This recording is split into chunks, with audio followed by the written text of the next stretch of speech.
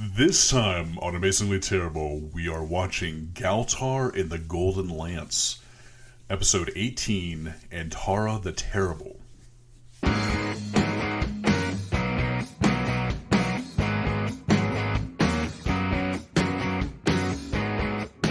You're listening to Amazingly Terrible, the podcast that cannot be legally described as a comedy.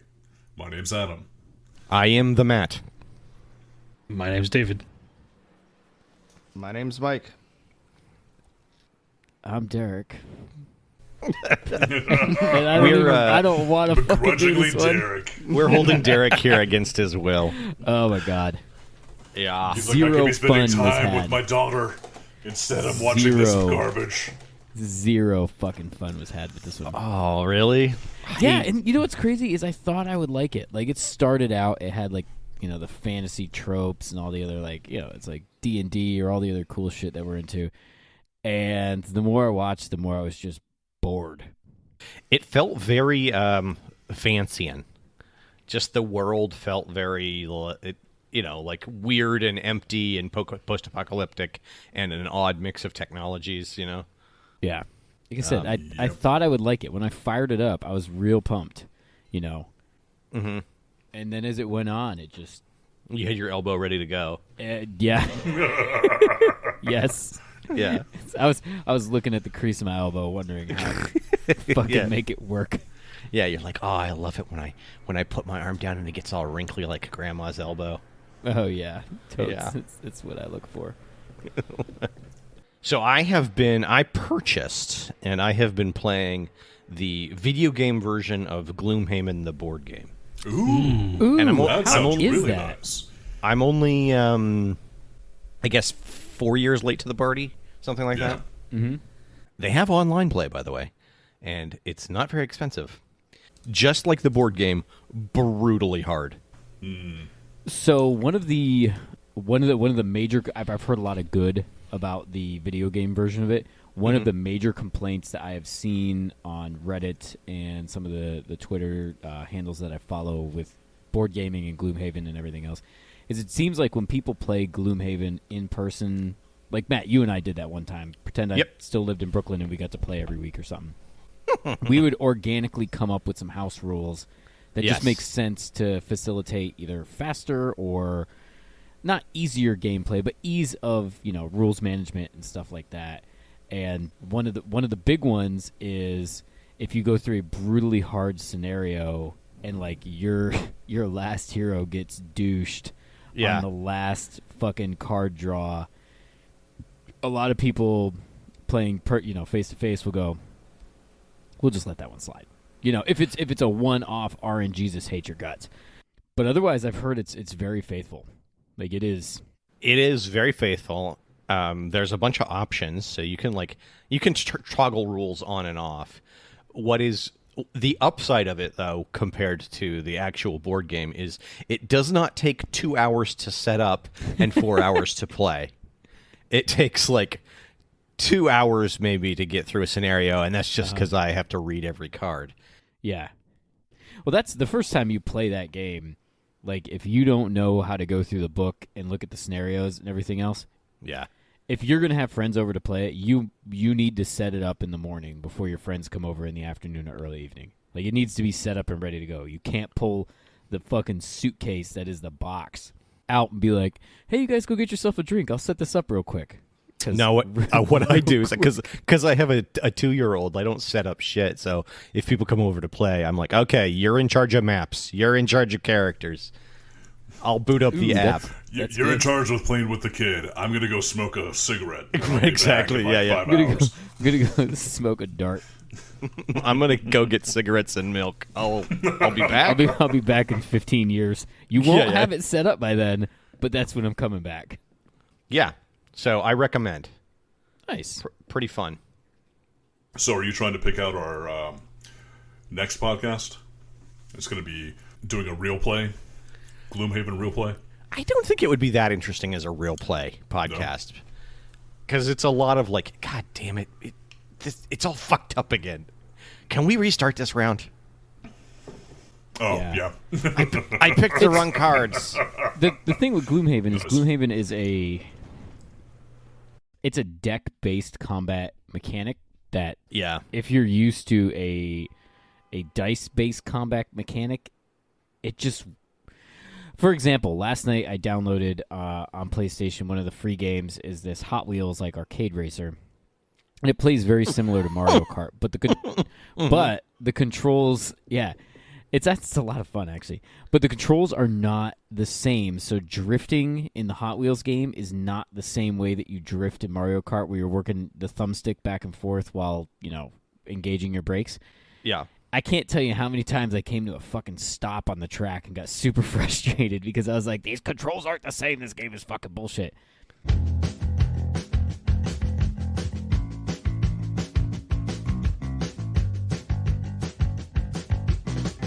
Galtar and the Golden Lance is a 30-minute animated sword and sorcery television series produced by Hanna-Barbera Productions. It aired in 1985 to 1986 as part of the Fantastic World of Hanna-Barbera. Wow, it feels older. It does. It really does. I figured early 80s. The Fantastic World of Hanna-Barbera was actually a little bit ahead of its time. This is before any other production company had an animated block. And they actually had an animated block on Sundays. And that's how we got to the Fantastic World. This show was a direct response to He-Man. However, it was doomed to fail because essentially they were a cartoon company that were competing against a toy company. So, Right. didn't really work out for them. They got canceled, like actually, honest to goodness, canceled after 21 episodes. That's all they got. Oh, how many were made? No, that's all that were made. They only made 21. I think that they got canceled before they even aired the series. So, Whoa. Because I don't remember ever seeing the show, but I remember seeing art for it and promotion and for it. Yeah, the opening sequence was almost familiar. Yes. Yeah. Especially when it reaches the lava men and the sea serpent. I like that the opening sequence, you started off very well animated, and then it kind of got a little less well animated, got and then worse it's just and a worse, series of stills. yep. I was wondering why they spend so much time with this intro. It feels like it is like just a filler. Yeah. Well, yeah. Yeah. That's they That's didn't have 2 minutes they didn't have to animate, Yeah, Yeah. And there's no credits or anything, so they literally are just like, okay, let's throw together a bunch of clips that we have lying on the floor, and then shove it in the front of the episode. Go. Yeah. Well, this did feel an awful lot like Thunder the Barbarian, which we watched, Space Ghost, and even had some feelings of Space Ghost. And young Samson and the other Hanna-Barbera cartoons, it felt very much exactly the same. I thought there was a little bit of almost. Pirates of Darkwater in there. Oh yeah. Yes. This Interesting. feels like this is the again the inbred parent of Pirates of Darkwater, Pirates of slightly. Darkwater with He-Man crossed with Thunder the Barbarian. Yeah, they had it All of it. a little orgy. Well, what's interesting is we'll get to naming everybody, but Tormak, the main villain in this, was actually voiced by Brock Peters. And Yeah. Brock Peters also voiced Bloth from Pirates of Darkwater. Yes. Wow. So he was the main bad guy. I think that was the main bad guy in Pirates of Darkwater, right? Or was that...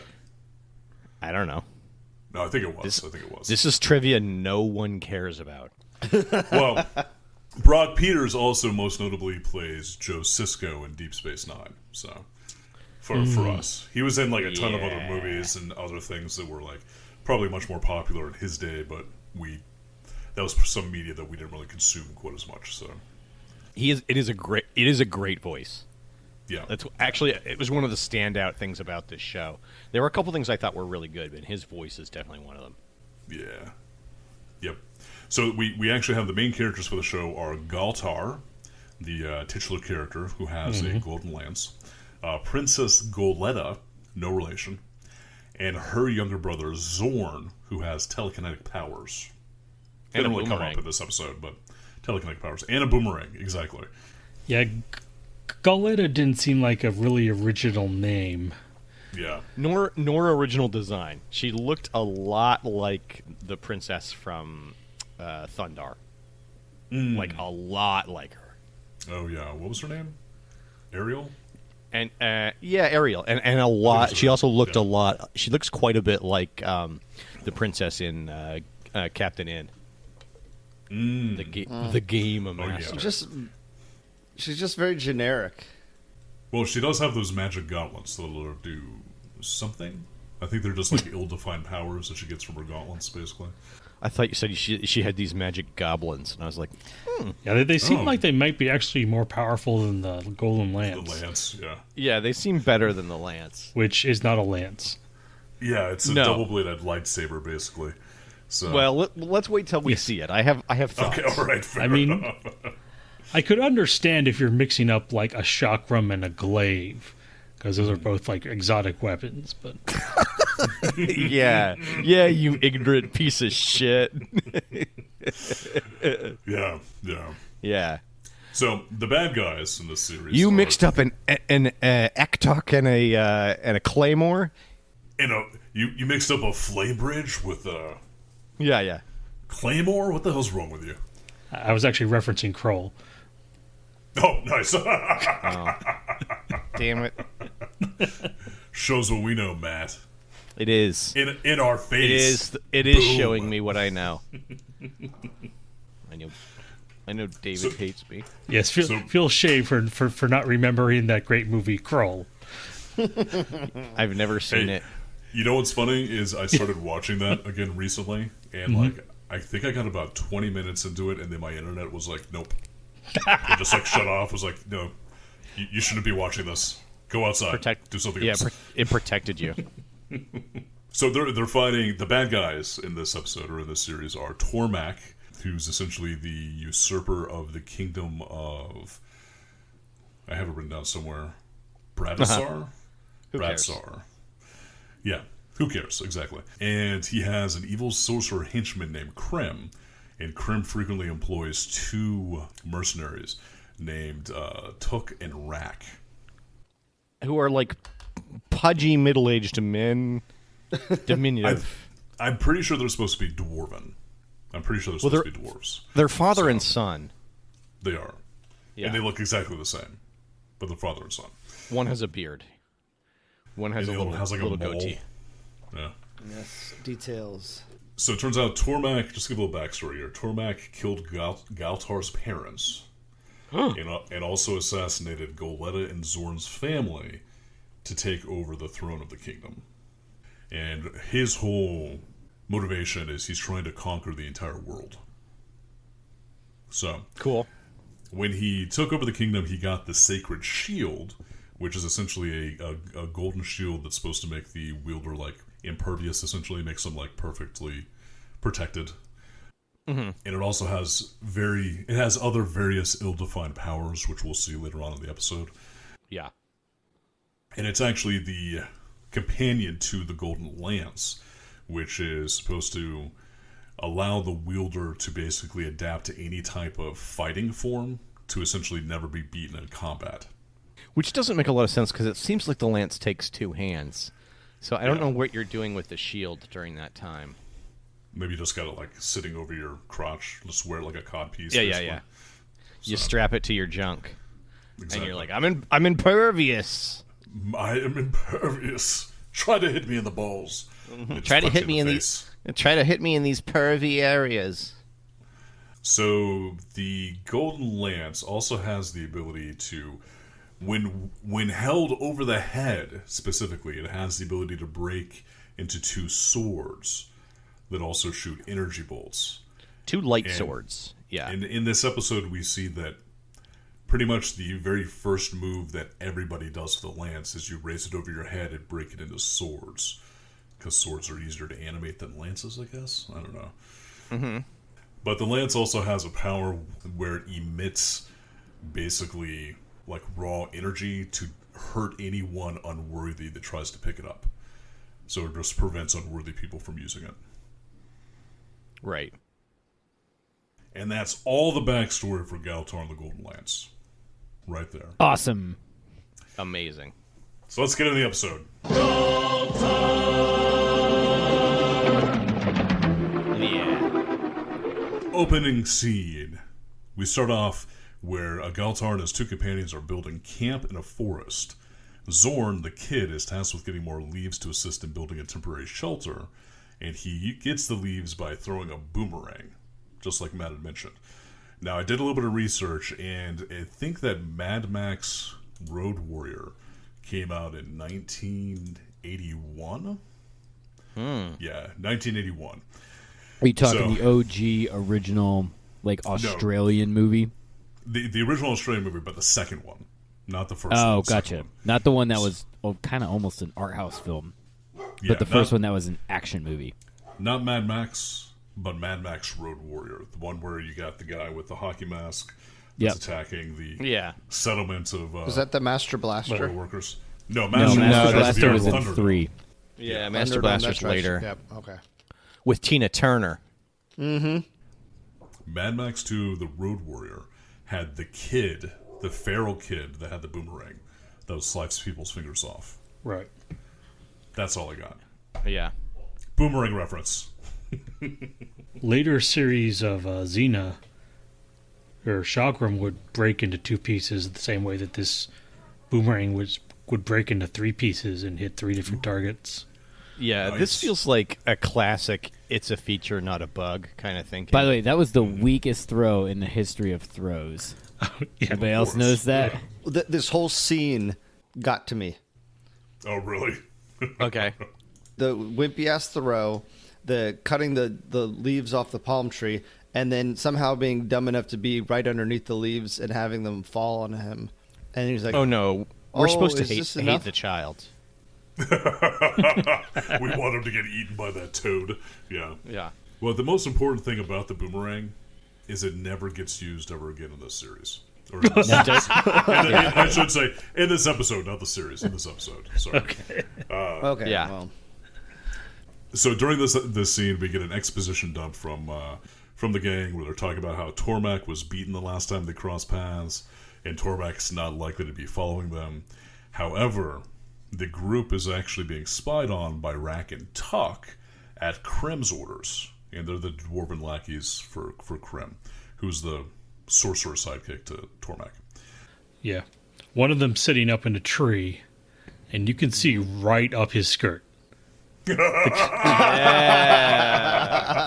Nice. Yeah, That's he has got a a little bit of well-placed- elbow action going. Yeah, he's got a well-placed boot, if you know what I mean. Not well I placed can't enough. unsee it. I can't unsee it. So this is when everybody spots an apparition of a woman wearing a veil across her face, and she keeps fading in and out of existence while calling out Galtar's name. And she's dressed like the evil queen from Sleeping Beauty. Yeah, and she sounds like a classic witch, basically. Classic witch type of voice. So. Yeah. I couldn't, I never saw the double cross coming. I couldn't. Well, she gets to Galtar's camp. She announced that she's a friend. Her name is Antara. Rock and Tuck see this, and they send one of Krem's messenger birds back to Krem to let him know that something is happening.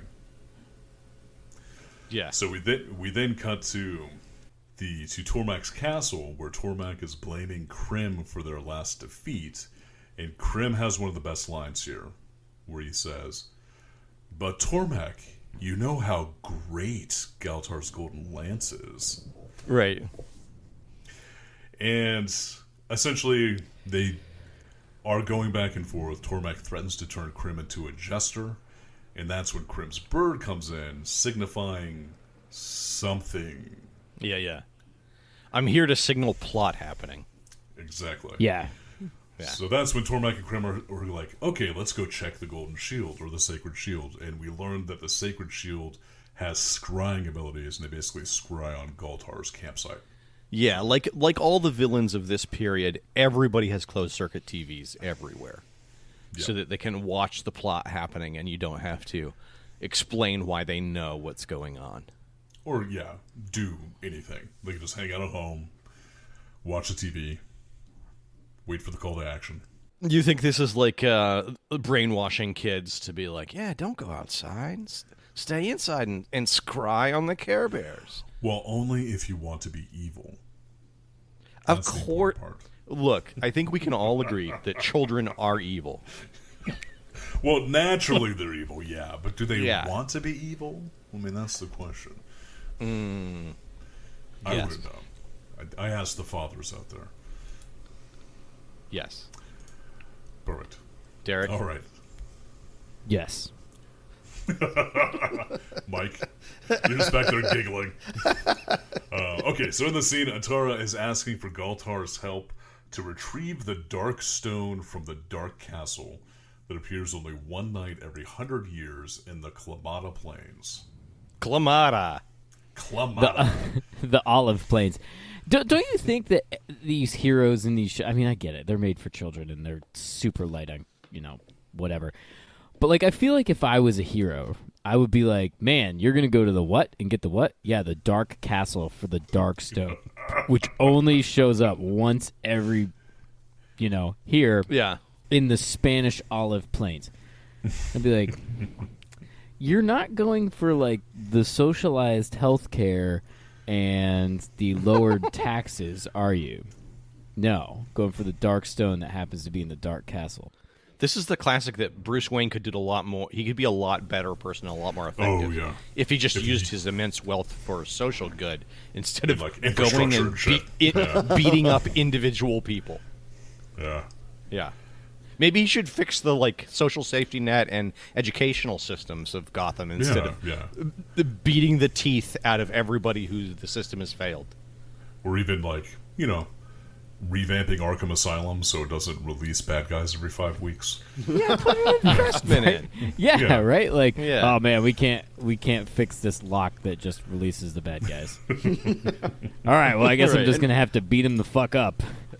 Like, All these instead of just very buying a new lock. predictable guard routes and The- predictable guard behavior. The warden's like, I misplaced my keys 6 months ago. I don't know. Everybody's got a copy now. No, I misplaced my keys 6 months ago, so, I just took all the locks off. Right, exactly. That way I can get in very easily. So, but to that point though, Antara does say that she wants the stone specifically to fight for the good guys, not the bad guys. Well, she says she This is- wants to kill Tarmac or whatever his Tarmac, name is. yeah. Yeah. And she pinky promises that She wants to she's kick. only She gonna use it wants for to good. kick. She wants to kick asphalt there. Tarmac. Tarmac. Yes. And apparently whoever wields the stone gets untold power. Again, like They get- why are our fucking heroes as dense going as along with lead? it. Yeah. Well, I mean, yeah. it gets even worse later, where they're writing, and he's like, "Well, if we're gonna get ambushed, it'll be here in this valley that we're riding through." I'm like, Yeah. why didn't you go around, dipshit? Why didn't you Or scout it? Take any precaution. Yeah. Yeah, It's the classic hot but dumb hero trope. Are you calling me a hero, Mike? Those aren't the only prerequisites. Anyway, during this whole thing, we do get one of the best lines of the show, like the next best line of the show, and it's where Goleta says, "The Dark Castle legend is only a myth." And then during the scene, we also find out that from Krim that Antara is Krim's sister, and they don't really get along so well. And turns out they were competing for their mother's love when they were kids. And Antara attempted to steal Ither's magic with Krim's help, but they failed, and she was banished to another realm. But Krim insisted he was trying to help his sister, succeeding on his deception check against Tormak. I was a little disappointed in this because when they first started being like, they're hinting that he knows Altara, I was like, they fucked. They totally.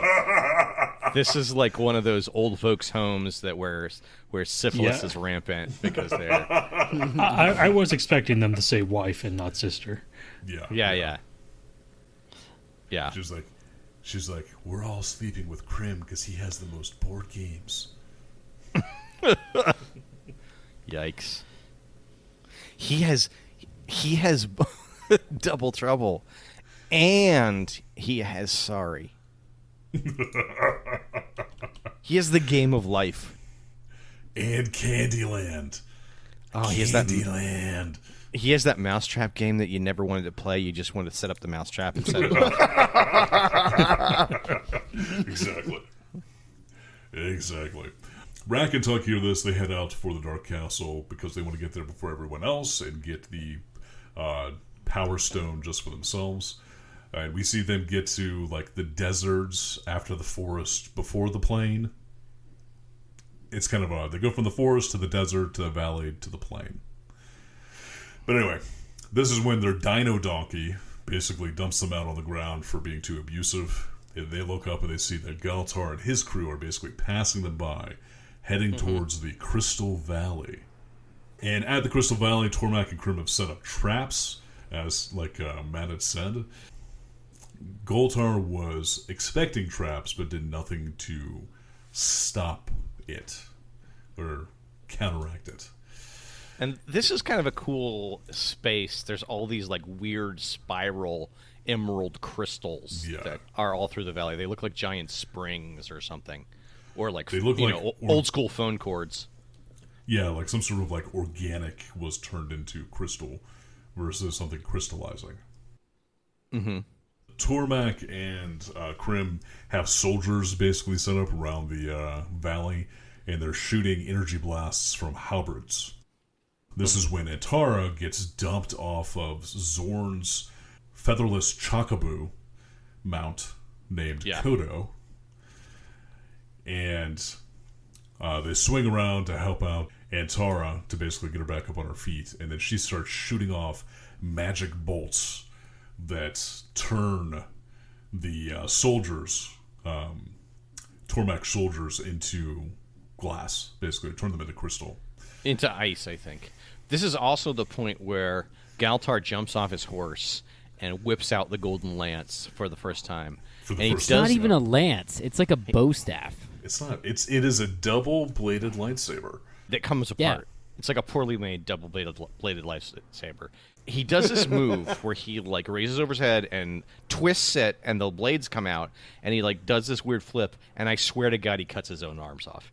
Like he does this weird move where he like crosses it over and switches hands, and like you're like shwum, shwum, shwum, and it's very clear that he cuts his own arms off. And then he turns and just starts blasting the fuck out of everything with basically their guns. Like they are not. They shoot energy blasts essentially. Yep. But all melee weapons also shoot lasers. Yeah. Yes. In this world, yeah. And his aim is terrible. He can't hit shit, but explosions are going off. And this bit was kind of epic. He's like doing flips. There's explosions going off behind him, and he's just firing off lasers everywhere. Yeah, but if you notice, like his lasers are essentially almost like a suppressing fire, just to like get the soldiers out of the way so they can escape. Suppressive fire. Yeah. When Antara pops up and she like turns the bad guys into ice. They make it sound like she's just sort of transmogrifying them, but they yell out the worst death scream. They're obviously being tortured by getting turned into ice, and there's no coming back from that. Yeah. So, well, she claims that the spell is going to wear off, but basically she just wants everyone to leave and forget about them. Exactly. Right. No one's sticking around to see if that's actually true. In That's fact, what that guy Galtar says, Galtar, like after he sees this happen, he's like, "Wow, I completely trust her now." Yeah, exactly. Yeah. Exactly. She committed whole-scale murder in front of me. What a great gal. Yeah, and Goletta was skeptical before, but now she's like, now I trust Antara. Or like she's like, now I trust Antara's not working with Tormak, because they were shooting at her too, and she was shooting back. So right. Next scene, Galtar and the gang, they get to the Klamata Plains. They see a storm brewing at dusk, but the storm is actually bringing the Dark Castle into being. And castle opens up, they head on in, and Tara says something about how the castle will disappear with anyone inside at daybreak, but she promises to keep the castle around forever once she gets her hand on the magic stone. Not ominous at all. Nope. So the dark crystal is in the central chamber on a pedestal underneath a throne. And all of these people do nothing to, like, you know, stop and check for traps or even, like, stop and, like, talk about what's going to happen. They just let Antara walk right up and take the stone. With no preamble. Well, they trust her implicitly now. Yeah. And twist! She double crosses them and announces how this will start the new reign of Antara the Terrible, and she captures Galtar and the gang in a circle of magical energy. Commercial break! This is one of those things where, like, terrible word choice. Just say Antara the Pleasant. Just lie like, more. Like, why? Antara the Wise. Antara the Magnificent, you know. You can even go with fierce. And you could be like, well, okay, I mean, I'm on the fence, but... But as long as you promise to murder Tormak, that's all that I care about. Yeah. Yeah. Or just be like Antara, the ruler who likes to watch a lot of TV and takes off Fridays. Antara, the Netflix and chill. It's all good, baby. yeah. Antara, the person who wants to bum your subscription to HBO Max. Antara, the 12th person that's on your Crunchyroll account. Watching all those weird animes. Right. She really fucks up the algorithm, but, you know, she's got your password. Hey. So after the commercial break, we get a scene where Antara is essentially locking all the gang up in manacles, and she's saying that she's going to spare Galtar at all because they saved her back in the Crystal Valley. So she's just going to keep them prisoner for an indeterminate amount of time. And then she goes to prepare herself because she knows that Tormak and Krim are about to show up. We cut to the front of the castle where Tuk and Raka finally showed up, and they're too afraid to go inside until they see Tormak approaching, and then they're scared of dealing with Tormak, so they run inside of the castle. Tormak and Krim show up, appearing not to spot Tuk and Rak, and then they stop to talk and come up with a plan. I like these guys. I like the fact that they're actually like, let's get a game plan together. Rather than just like run right in. So they say that they're gonna try to talk to Antara, talk her into joining them. She should want to join them because Krim is her brother, and Krim tried to help her back in the day, back when they were working against Ithar. So they say, okay, let's do that. We're good to go, and then they head in. Something to note: Ithar was actually the guardian of the Golden Lance. Also, he was the one that gave it to Galtar. Whoa! Not that it really matters. So. How do you keep up with all this and these names? Well, he has it all written down. This scene where they go in is when I first really got a good look at Tarmak's dad bod. He's basically like a walking bowling ball. Like, he's pretty intimidating and like pretty scary throughout the episode. And then they like show this scene, and he's he does seem to have like a short torso. Yeah, he's basically a ball. Yeah. With legs. Tormak is definitely very much like big, barrel-bellied. Yeah. Well, the thing I noticed about him was that they like put the contrast down too far on him. He's just like dark, washed-out shades with like no saturation. Yeah. I think his face is always supposed to be in shadow, but it doesn't always work, and they kind of fuck it up. Yeah, it just looks like he has a reverse 5 o'clock shadow, basically. Where like he's growing his stubble all over his forehead and the sides of his face. Right. So he's grown his beard up around his eyes. Yeah. Definitely very, very strange. He definitely has the vibe of like he used to be the mightiest warrior, but he's kind of let himself go. Like being king and eating well has kind of gone to him. Gone to He's his got a belly. it's a real Robert Baratheon kind of look. He's probably going to start suffering from gout pretty soon. Richmond's disease.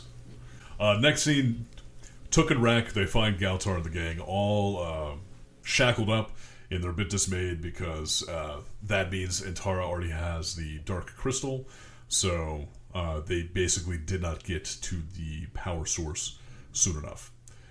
Tormak and Krim then find Antara in her throne room with the Dark Crystal and Galtar's Golden Lance. And Tormak fails his persuasion check because... Twist! Krim actually did not try to save his sister 30 years ago, but rather ran away like a coward, leaving her to her fate. What a surprise. So surprising. Again, the show is dumb.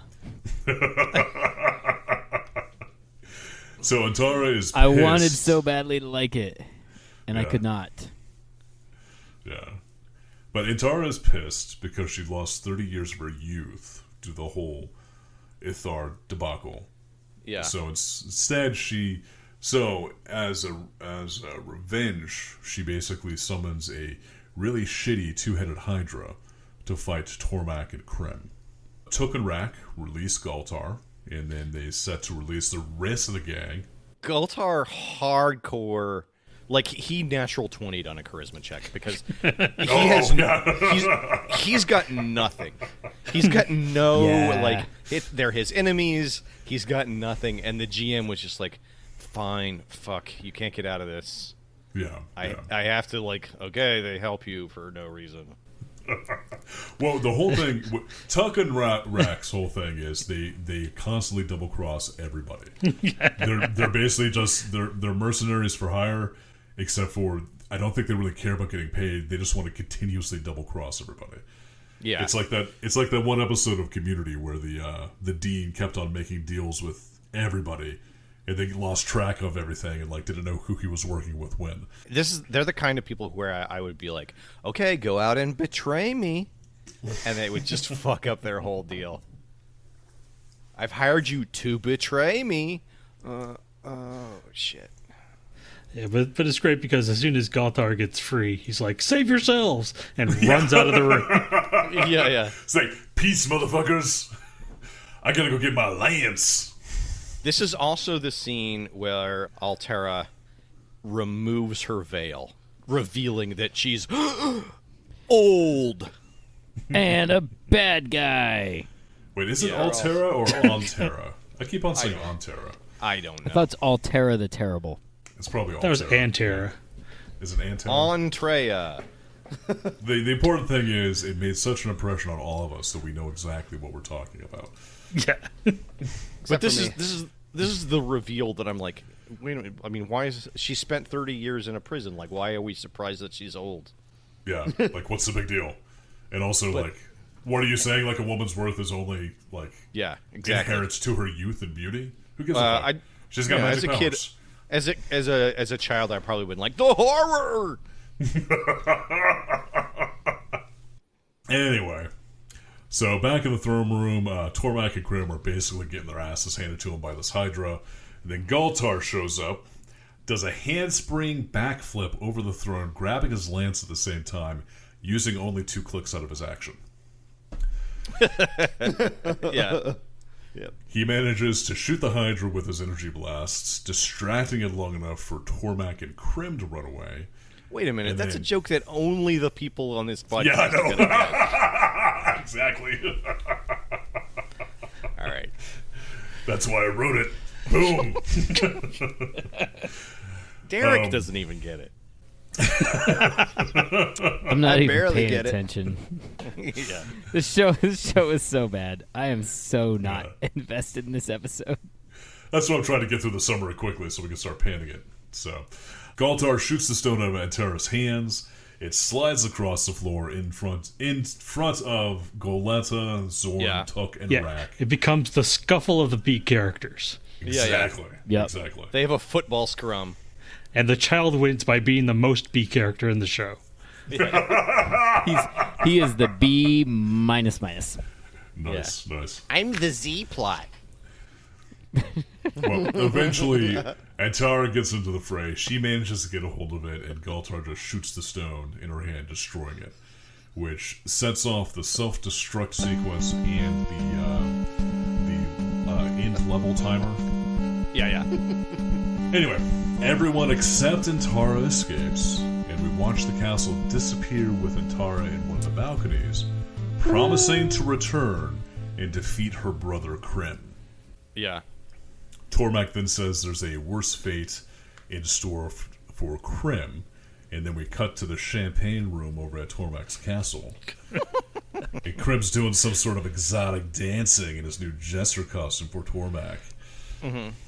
Tormak asks, when can he quit? Or, I'm sorry, Krim asks, when can he quit?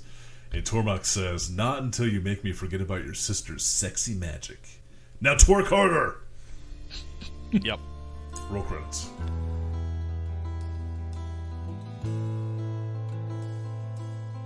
Sadness. So, guys, what did you guys think of Galtar and his golden lance? I think his golden lance can take a golden shower. Ew. Wow. You rehearsed that, didn't you? You, like, stood in front of the mirror. That's what he was working on at the beginning of our record session. Yeah. That he had to, like, take back and workshop a little bit. I thought that the bad guys were actually entertaining. Yes. I think the bad guys were For the sure. best part of this episode, at the very least. I hated Tuck and Rack, but the primary bad guys were fun. I really loved the drawings. It was really well painted. The colors were gorgeous, and it was really well drawn. It was not, and for a Hanna-Barbera cartoon, it was better animated than usual. But yes. the My comment is the sound. On top of that, this was not sonically displeasing, as pretty much every other Hanna-Barbera cartoon has been. This was actually like really good on the ears. I don't know if that had to do with the transfer. It's clear or they what. spent money on this because it's really great art and good voices and good sound. The sounds actually sound recycled. I was getting a lot of flashbacks to other cartoons listening to some of the sound effects, like when the castle appears. It sounds right out of just any other Hanna-Barbera show. So, but the thing is, they didn't crank it up to 11 and like drop all the bass off of it. Yeah. So I mean, like it sounded like a sound effect, not like somebody banging a pot and pan in your ear or something like that. So they were. I mean, the thing about sound is like color. There's a set gambit of understandable sound, and for cartoons, so they just reuse the same sounds over and over and over again. I mean, it saves money. Well, it's also like a short, like Matt was saying, essentially it's like a shorthand. So like you know what a castle disappearing sounds like. Kara. Yeah. You know, this and every other cartoon you watch. Yeah. So. Yeah. It's like the opposite of Dragnet. You don't have to watch. You can just listen to this. You can put this on and just listen to the sound. Yeah. Exactly. And be like, oh, the castle's disappearing. Oh, they better get out of there. Matt, I agree with you on use of color. Yeah. Like use of color. No, seriously, that was actually something I picked up on.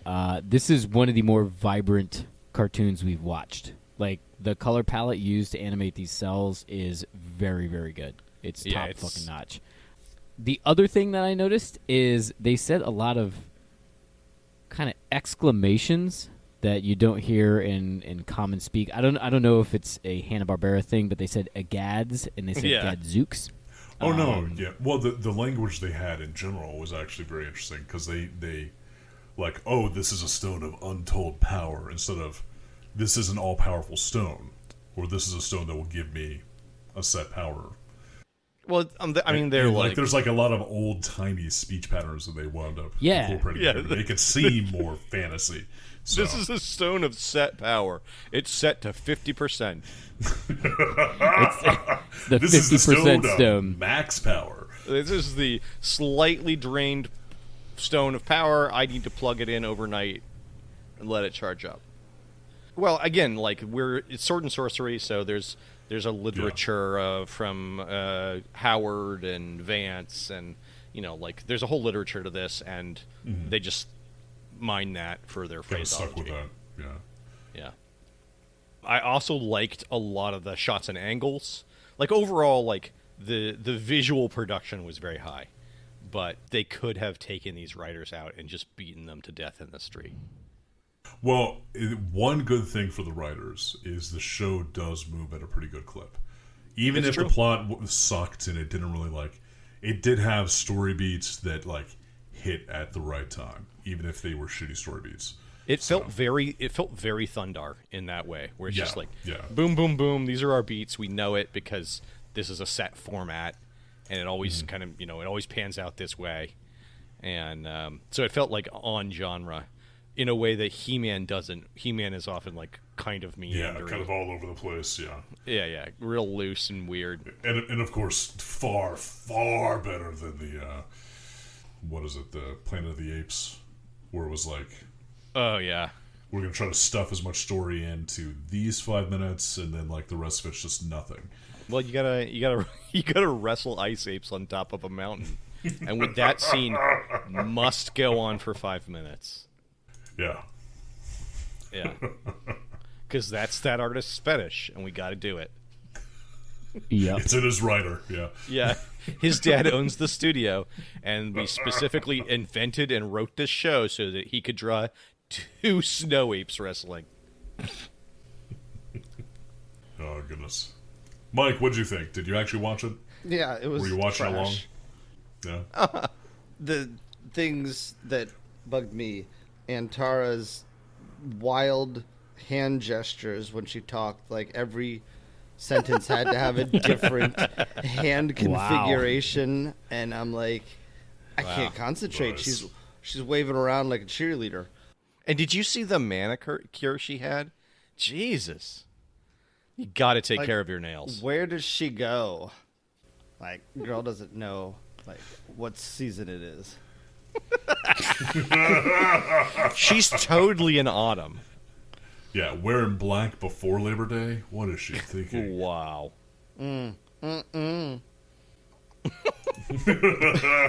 Yikes. So I thought it was on par with the other trash that we always watch. So Fair enough. Some of the trash that we watch is pretty good. This was, I mean, Surprisingly good, yeah. There's a thin spectrum of trashy trash and respectable trash. Yeah, there's Yeah. there's a membrane that we can pass through. Yeah. On the other side, it's a trash utopia. But in that narrow razor's edge of trash, we get paper cuts all over our bodies. totes. Yeah. I don't know. This one was just boring. Yeah. Generic. There was yeah. nothing. There was no fun, no soul, no I don't know. Pizzazz. Yeah. I don't really know how to describe it. Je ne sais quoi. Other than I started it, I was really excited about the sword and sorcery kind of thing, and then I just Sort of started immediately surfing fell shit on my flat on its phone, face. right? Yeah. Well, here's a question. Did you like this more than He-Man? Or do you think He-Man's better? He-Man. You prefer He-Man? I think He-Man. I think He-Man's weirder. The world building in He-Man does not make sense. So I And like that's how what kind weird of he is. grabs your attention more? Yeah. I can see that. But I have to admit, when we started pitching this podcast, this is basically exactly the show that I figured we'd be watching, where we would be feeling nothing inside. Yeah. So I think in a way this is preparing us for Pirates of Dark Water. Oh, And, yeah. We're going yeah. to be horribly disappointed. Yeah. Yeah, it just slowly because 12-year-old Matt would have been all about this. It has all the things no, a yeah, 12-year-old Matt would love. Oh, yeah. Yeah. Yeah, I think that if I was actually watching this, I'd be like, why is everybody talking about He-Man? You got Galtar! He's got, 2 lightsabers. Yeah. There's, a Chockaboo in it. Yeah. The evil guy is actually, coming up with tactics and acting smart for the most part. Yeah, he's not annoying. Yeah. So, yeah, it's genius. We got to keep it. We got to love it every day. Absolutely fucking not, dude. It's so bad. Nice. Okay, so I have another question for this. Yes. So you saw what everybody's hot rods were, what everybody was riding, what they're tooling around town in, right? Mm-hmm. Yeah, yeah. In the show. They're So- vehicles. Their vehicles, yeah. So we got Galtar's horse named Thork, We got Zorn's mount named Kodo, and then we got the Dino Donkey going on. Which would you prefer to have as your riding animal? Oh, What would you want to be your steed? The Dino Donkey is pretty rad. I mean, the Dino Donkey is the correct answer, but do I really want to ride that fucking Muppet-looking motherfucker? No. But he's like the SUV of horses in that, like, very easy to get in and out of. You know, just like throw your leg over it. And he's tuft. Yeah. He's got these soft tufts you can sit in. I think like I would ride it around the apartment. It'd be like, I gotta get up and go to the bathroom. All right, I'll get on the Dino Donkey and just ride it into there. I can just pivot and pee off the edge of the Dino Donkey. Nice. See, I think I'd go with the hairless Chocobo myself. I think it would chafe. I'm concerned. Well, that's the reason why you got to get like a little saddle, you know, like a reverse chaps, if you would. I kind of like one of those horses that it's made all of crescents. Oh yeah, yeah. You'd go with Galtar's horse. Yeah. Yeah. It actually looks more like a statue of a horse. Yeah. Or perhaps a playset horse. Yeah. Yeah. Well, the important thing is all of the mounts were actually voiced by Frank Welker. So. Yes, I saw his name and I was like, I'll bet he was every animal. Yeah. Yeah. So Sounded like Derek, what's your final answer? What do you want to go with? Dino Donkey, horse, Chocobo. Again, have, like I think the bad guys have unicorn-style horses. They're like these big. It's a My Little Pony crossed with a Brontosaurus. Yeah, like it really is. Say you want to ride Frank Welker. That's the real correct answer right there. You get to be all three at once. Mike, what's your final answer? True. Well, we have a surprise for you, Mike. If you go outside, you have your very own Dino Pony! Oh, yeah! Oh, wait, hold Remember, on. they're horrible, murderous brutes, and they'll eat you out of house and home. Enjoy! We forgot to feed him. I think he's dead by now. Oh, yeah. Timmy, no. That's right. It's good eats, so. He only eats Chipotle burritos. You know, if you have that hairless Chocobo or that featherless Chocobo, you know you're going to be like playing games of joust around the house with them, right? It's just going to be like running at each other. Right. It's a requirement. But you'd need That's two what of you them, wanna right? get. Yeah. Well, yeah. Or, Yeah. you know, somebody's just at a slight disadvantage. So. That's called target practice. You mean like you would be running down your siblings and brutally murdering them? Skewering We're them playing alive. joust, you little shit. Potato, you know. Quick, get the giant ostrich egg. They make great omelets. I like it. Well, I don't. Well, who cares what you don't like? I care. Keep or delete, everybody. Where are we at? Just get rid of it. Cut Delete it. Cut it out. Derek's, No, okay. Derek's delete. Mike's delete. Hear me out. Hear me Oh, out. devil's Okay, advocate. okay. I'm actually on the fence, so I'll hear you out. Yeah, I'll hear you out too. Because I want to keep it. Here's what I want to say. It's so much fun. It's such garbage. That's nothing. I heard nothing. Think you could be watching this instead of something good. Instead of He-Man. Isn't that better? Or For my That's mental right. health, no. normally I'm on the same page as you, Matt. Like I like getting real trash nonsense in here. But it wasn't even so bad, it was fun. Yeah, I kind of agree with you. It's a little too good. It's a little too slick. Like, it's not good. It's well produced, and they clearly care went into it. Like, it's actually well animated and acted, but the writing is really, really letting it down. No, Yeah, you're it's right. just both you guys are boring. right. Yeah, it's too good to be trash, and it's too trash to be good. So Exactly. It's on the razor's edge. But the only thing that we're really upset about is the storyline. Another episode's going to have a different story. Yeah, it'll be So- so much It'll be better. so much better. Exactly. That's why I'm on the fence, because I don't think another episode will have a different story. Every I mean, episode, just- they're like, "Oh, you have to go to the dim castle that appears every 50 years." I love how we get in this argument every episode because somebody wants to play the devil's advocate. We all know this needs to be voted off because it's not amazing nor is it terrible. It's a cheese sandwich. Now, I love cheese sandwiches. the first episode does have a dragon in it that helps Stop. Galtar and Goletta, and in later Stop. episodes, Goletta can summon the dragon to help. This is terrible. So- Then you know it. It's fucking terrible. I want to watch. Or attempt at entertainment. I want to watch the season finale. I want to You see wanna how see this the all ending? pans. Yeah, I want to see how this all pans out. There is no season finale because they canceled it before they actually got a season finale.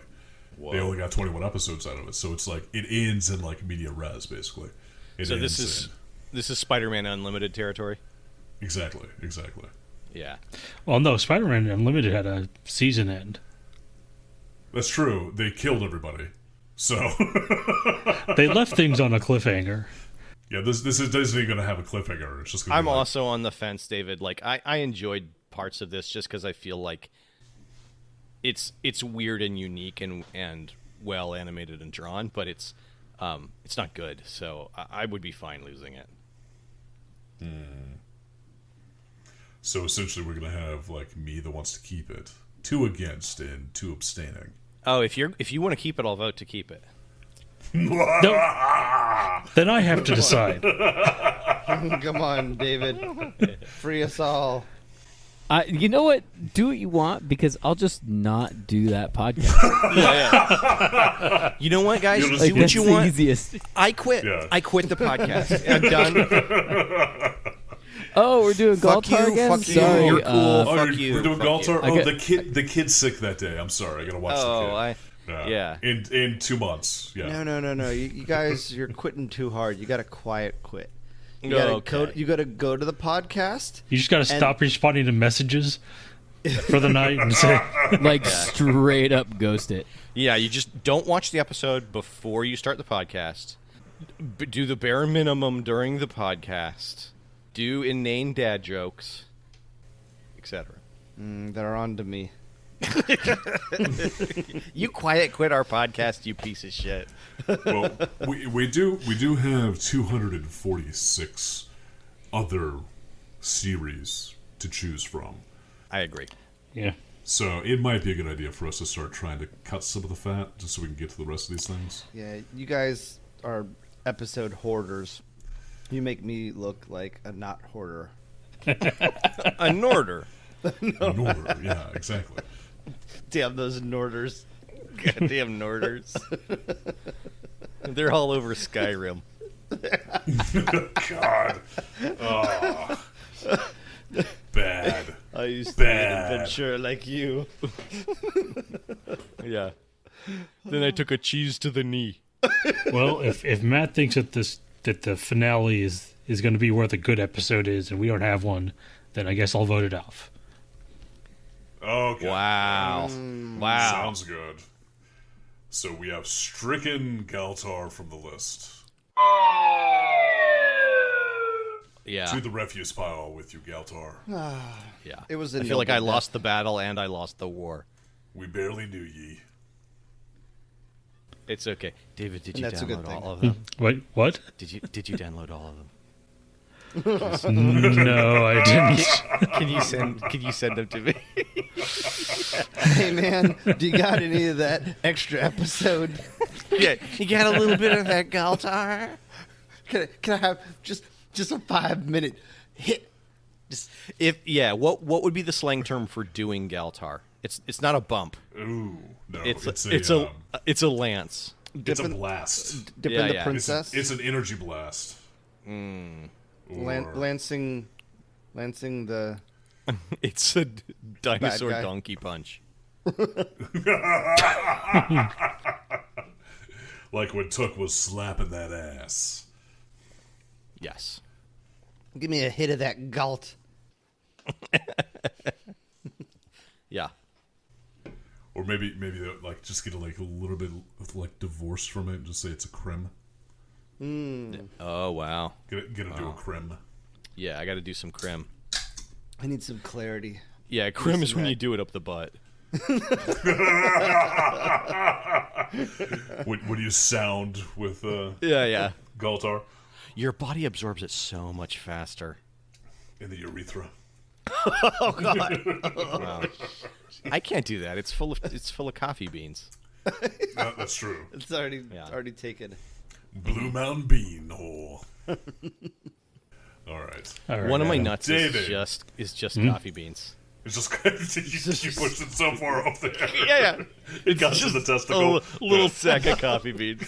Just a little extra bag of coffee. Yeah. That's David, where it's where I keep my stash. That's right. Whenever anybody kicks you in the nuts, it suddenly invigorates you because you get a Yeah, caffeine yeah. release. Yeah. And you squeeze it. It's like getting one of those soft bunnies that poop jelly beans. Except there's coffee coming out of my dick hole. Nice. If it wasn't framed in a comedic sense, I'd swear we were like sadistic torturers. Perverts? Gross perverts? We are. Yeah. Well, we are perverts, but Yeah. going a little further. Sadists. Yeah. Preverts. Perverts. Isn't that before a pervert? So Yeah. So Adam, Post-verts, God. Oh, yeah. God help Post-perts. us. You don't want any post-verts. Oh, shit! I have to redeem something, don't I? yes, you do. Damn it. Okay.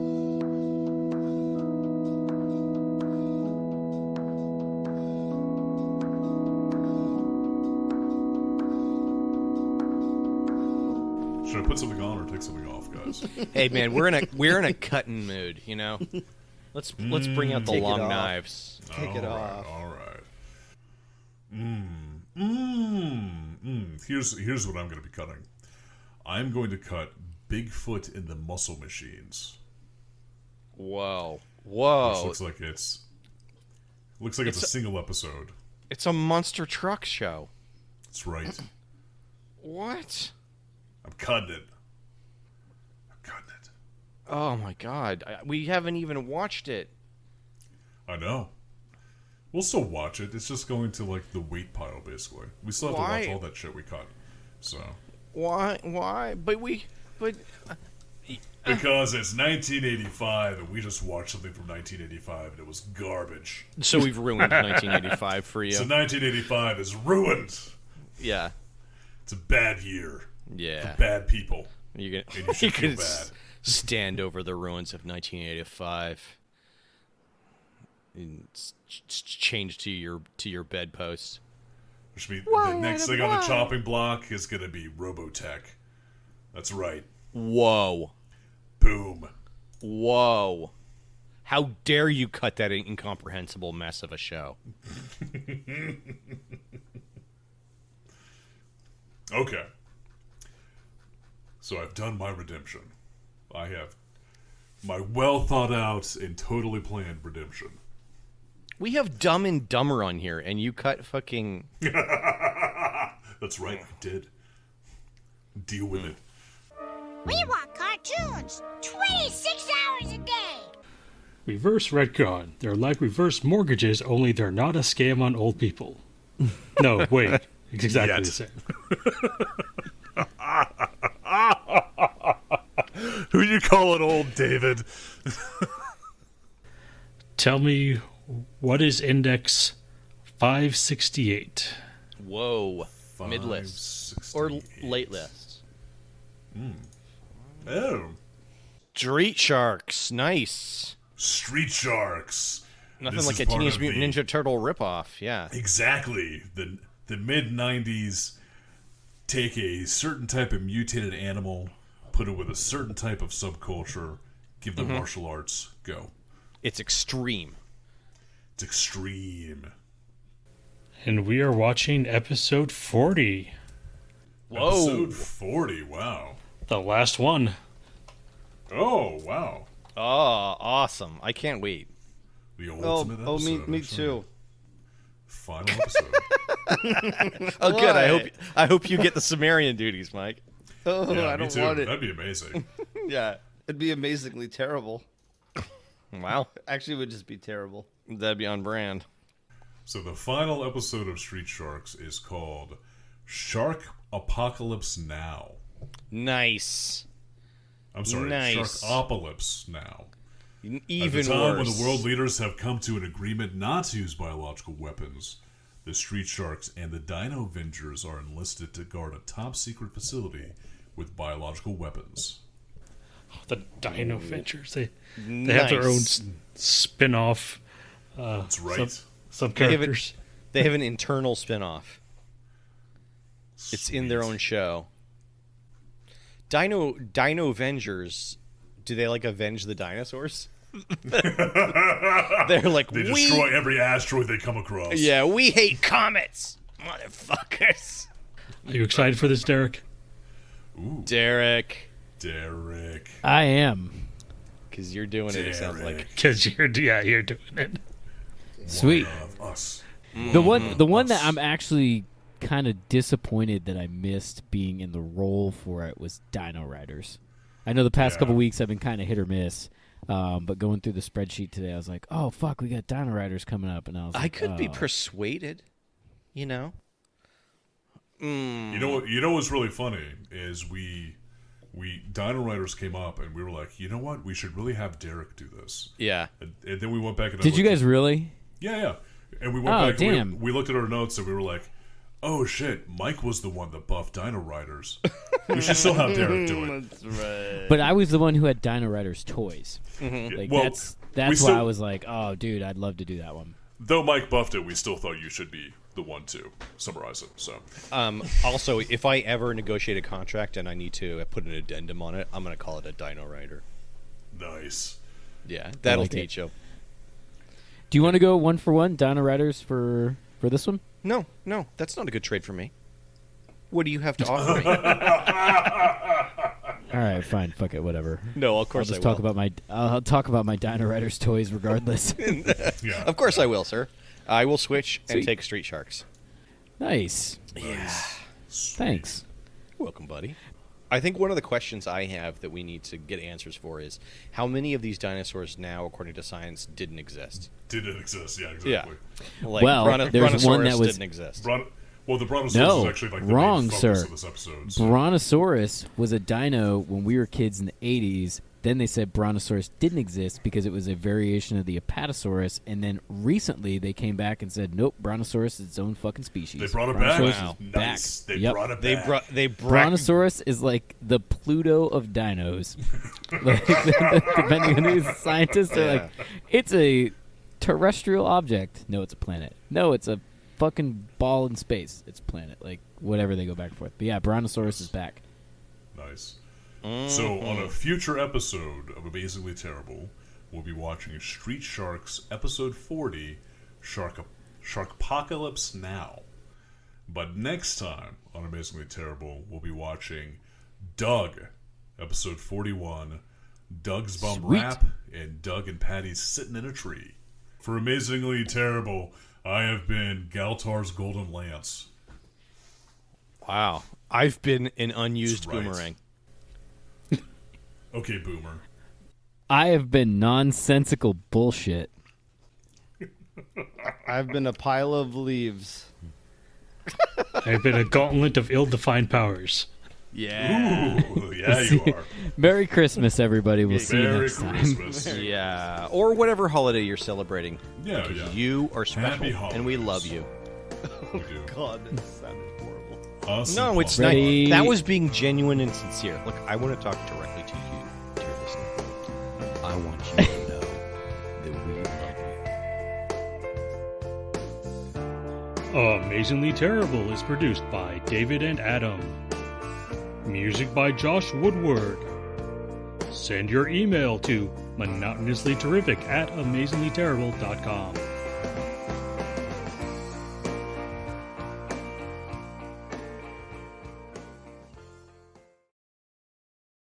Wow. Boom. Wow. I'm the asshole. I'm the asshole.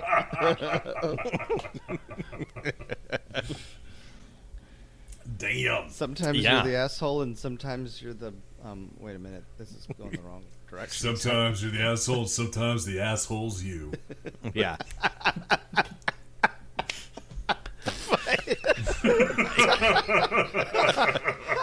It's funny because it's true. Gold.